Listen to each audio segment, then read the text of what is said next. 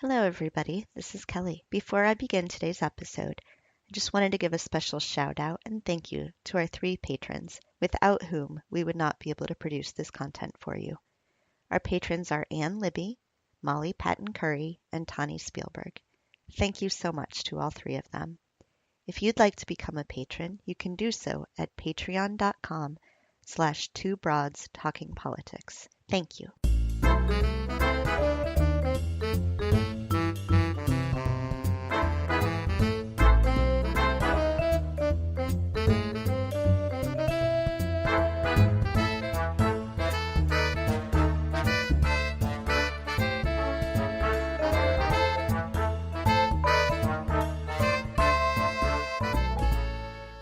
Hello, everyone. This is Kelly with Two Broads Talking Politics.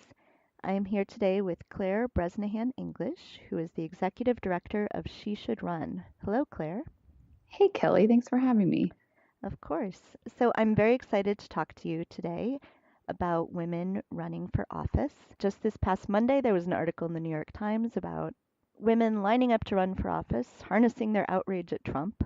I think it goes a little bit deeper than that, but I'm excited to talk about women running for office and how our listeners can think about running for office if they are inclined to do so. So, could we just start with maybe a little description of what She Should Run is and what you do? Absolutely. So I have the just great joy and honor to work for She Should Run over the past 6 years. And it is a nonpartisan nonprofit that's really focused on expanding the talent pool of women leaders who are going to be serving in elected office. And our main focus is to be able to provide programs and community that is the starting place for women when they're just starting to think about their first run for office. So much of our work is based on the fact that there's over 500,000 elected positions, and we are vastly underrepresented at all levels of government. And if we're going to get more women in office, we need more women to be introduced to this cause, to be introduced to the fact that they can absolutely serve an elected office and that we're a place for them as they're getting started. Great. And can you tell us just a little bit about yourself and how you got involved in this work? Yeah, sure. I always say that for me, it started back when I was a third grader in Cincinnati. So again, shout out to all the Midwestern women listening in. And it was truly stepped into a social studies class and just found my passion. It was also the year I got in trouble for slapping an eighth grade boy for calling me babe. And it just was since then a combination of a focus on women's empowerment and a real interest in how government plays a role in our lives. And I remember even just the shock and the curiosity and the confusion from classmates and teachers whenever I would say I wanted to grow up and become a congresswoman. And so it's very, very personal to me in the sense that I want other girls who may have this dream to know that it is absolutely a dream worth having and that our country needs them. And if they don't have this dream, both women and girls, that equally for them to know that our country needs their leadership. I think I've told this story on this podcast before, but in fourth grade, I wrote an autobiography. It was part of a class project. And I said in there that I wanted to be president when I grew up. Amazing. And, I remember at the time thinking, well, surely I'm not going to be the first woman president because sadly I could still be the first woman president. But I sympathize with this idea going back to elementary school of wanting to run for office. Yeah, and all the dreams and ambitions, I just think it's either a lot of women we know where, a lot of them, they hadn't thought about it before. And that's because so often look at it, it hasn't been a field or a leadership path that has been really encouraged for women and girls to pursue. But also, it's also a dream that often is discouraged from women and girls in terms of it's been a place that hasn't been too welcoming for women's leadership. Let's talk a little bit about why we think it is that women are proportionately underrepresented in American government. We have some stats that in 2016, women held just 23% of government offices. So, what are some of the barriers that you see to why women do not run for office?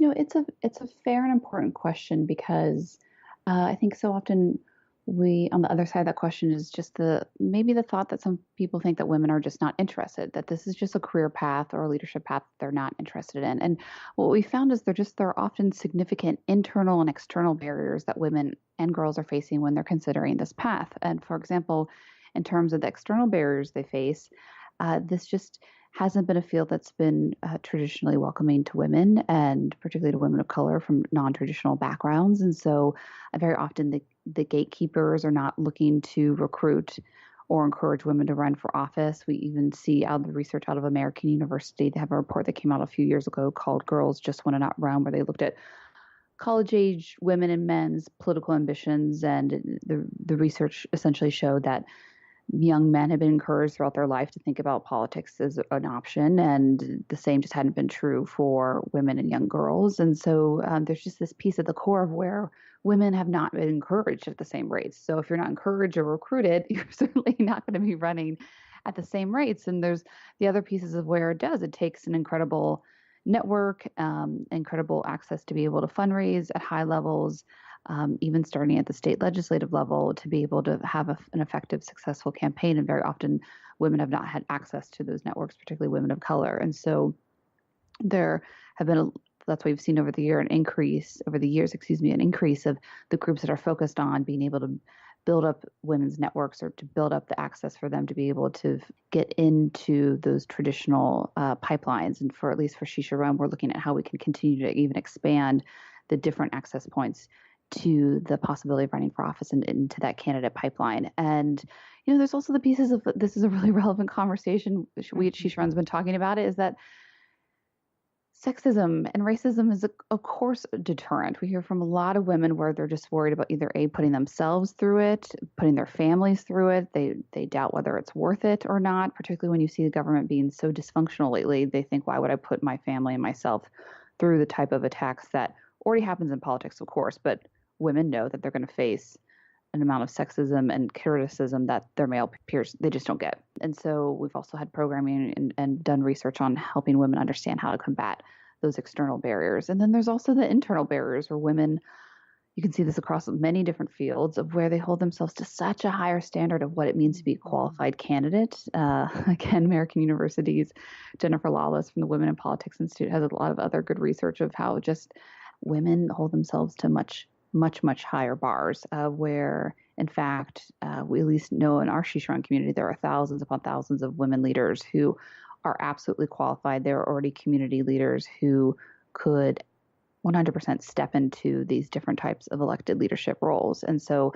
a lot of our programming also focuses on addressing those internal barriers of how women can hold themselves back as well. So it's really important to both address the external and internal barriers. Some of those internal barriers, we've seen that not just in running for office, but you see this in the corporate world as well, that there's research that shows that women are much less likely to apply for jobs if they think they don't meet the qualifications, where men are much more likely to say, I'm close enough. I'll go ahead and apply for that job. Right. I'll do a reach. There's stories from researchers of where they'll do focus groups and talk to men who thought about running for office. And they say, ask, where did you learn that you wanted to run for office, or who first suggested to? And I remember one guy from a focus group said, a guy at a airport bar once after our conversation said, hey man, you should really think about running for office, versus this one focus group was saying that, all these community leaders kept saying, you should really think about this, you should really think about it, but wasn't still quite sure that those folks were being serious or were real or genuine, and just was still doubting it. I think that's just one anecdote of just show the gap of how much of a higher standards. And actually, it's not just even higher standards. It's just in some ways standards that are out of our reach, where we have to be perfect in order to be able to. And if you talk about a job description for an elected official, it's not really very obvious. It's a very mystifying process. And so that can even be more of a deterrent too. Right, absolutely. So you've talked a little bit about the kinds of programming that you do. So what do you offer for women who are looking to run for office? Why should they become involved in She Should Run, and how does it really operate? Mm-hmm. I'm really proud of our flagship program called the She Should Run Incubator. Anyone can come and join if you just go to sheshouldrun.org under Get Involved. It is an incredible community resource center that meets women where they are. We say, hey, if you're just starting to think about this, if you don't really quite know what your first steps are going to be, or if you don't really know if this is the right path for you, but you want to find out, we have a series of curriculum and e-courses to be able to start to build the foundation towards understanding how to transfer all the personal and professional skills and experiences that they've developed throughout the years. How can those transfer into running and serving an elected office, and then being able to understand things like knowing how to share your personal story, having a leadership vision, being able to build out that network, being able to find the right pathways where it isn't always immediately obvious. Hmm. And I think that curriculum is so important because it gets to both those internal, external barriers, but also it's the community. This is a community of over now 12,000 women across the country in every state, across different ethnicities and backgrounds and walk of life and political spectrum, who are just saying, hey, sister, I have your back. They can ask each other any kind of different types of questions. I remember one of my favorite from the summer is one woman was saying, I'm so excited. A donor I've been wanting to get engaged is going to host a fundraiser for me, but it's a pool party. What the heck do I wear to a pool party fundraiser? I mean, just even things like that, that is just so unique to the experience. Or when you're a candidate or when you're thinking about a candidate, so often you have to be quote unquote on.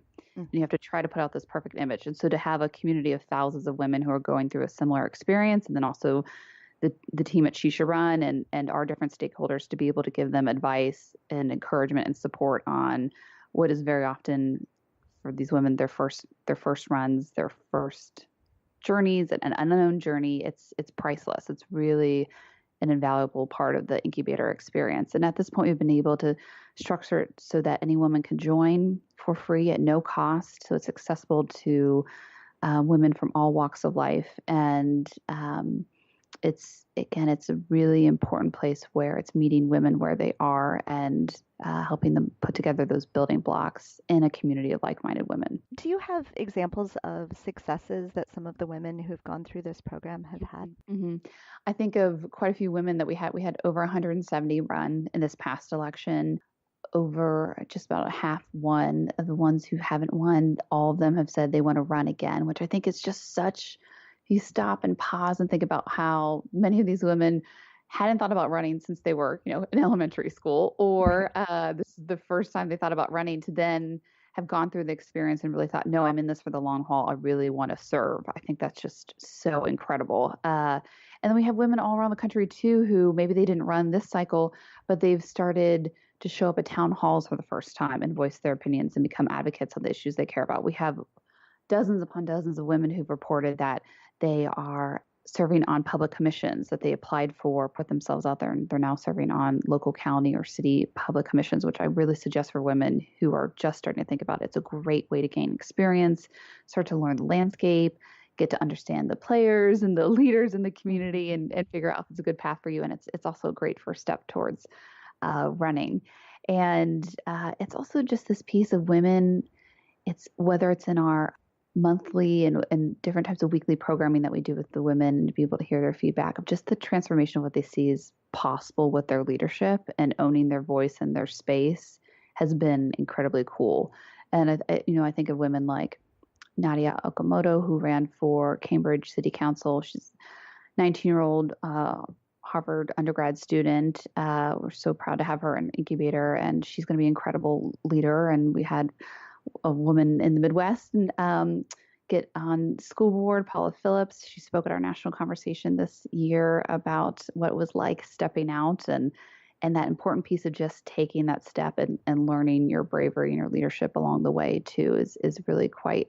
It's been just incredibly inspiring to see the ripple effect that these women are having, not only on their communities but on our culture. Win or lose, they're absolutely changing the face of our leadership. And since we know it's so important for women especially that they need to feel like they should run and that they're encouraged to run by other people, is there anything we can do to help women who we know who we think would be really good for office? Oh my goodness, yes. There's so much you can do in terms of encouragement, and that's at Shisha Run. One of our favorite signature programs is called Ask a Woman to Run, where anyone right now go to shisharun.org. If you've got that friend, or we hear so many nominations of people's mothers, teachers, neighbors who you really think should think about it. You can go to shisharun.org and nominate her to run for office. She then gets introduced to a series of resources that we have, whether it's our free ebook that introduces what it takes to start thinking about running for office, to our weekly newsletter called The Warm Up, which